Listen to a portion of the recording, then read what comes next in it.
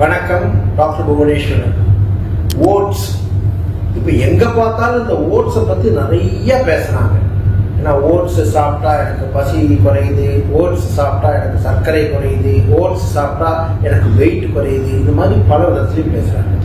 இதை பத்தி பார்த்தீங்கன்னா விசேஷமாக ஓட்ஸுங்கிறது முக்கியமாக இந்தியாவில் ரொம்ப அதிகம் உபயோகப்படுத்தக்கூடிய ஒரு உணவாக இல்லை. பொதுவாக பார்த்தீங்கன்னா ஓட்ஸ் என்பது ஐரோப்பிய நாடுகளில், மேற்கத்திய நாடுகளில் அதிகம். அதில் கூட 1700-800 எல்லாம் சில சமயம் என்ன சொல்லியிருக்காங்க அப்படின்னா, ஓட்ஸ் என்பது பொதுவாக மனிதர்களை விட விலங்குகளுக்கு, முக்கியமாக குதிரைக்கு கொடுக்கக்கூடிய ஒரு உணவுன்னு கூட சொல்லியிருக்காங்க.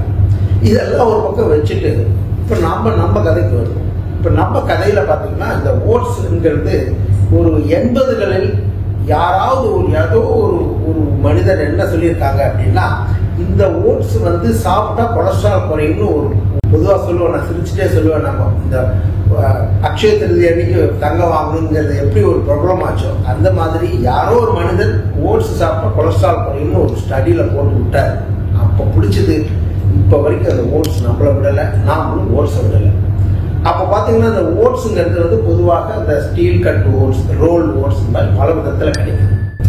ஓட்ஸில் ஒரு முக்கியமான நல்ல விஷயம் என்னன்னா, இது ஒரு கார்போஹைட்ரேட் தான். இருந்தாலும் கிளைசிமிக் இண்டெக்ஸ் என்று சொல்லக்கூடிய சர்க்கரையை வெளியே விடக்கூடிய தன்மை கொஞ்சம் குறைவு, 60க்கு கீழே.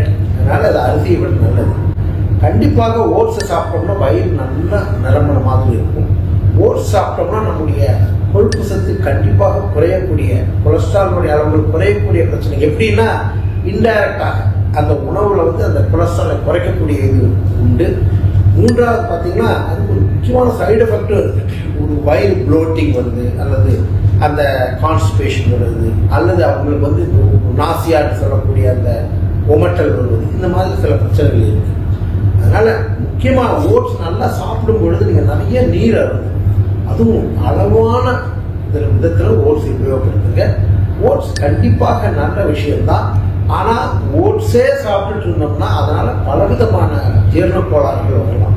சில சமயம் பார்த்தீங்கன்னா சில உணவுகள், சில கால்சியம், மெக்னீசியம், ஜிங்க் போன்றவைகள் உறிஞ்சப்படும் தன்மை குறையும்னு சொல்றாங்க. அதனால அளவா உபயோகப்படுத்துங்க.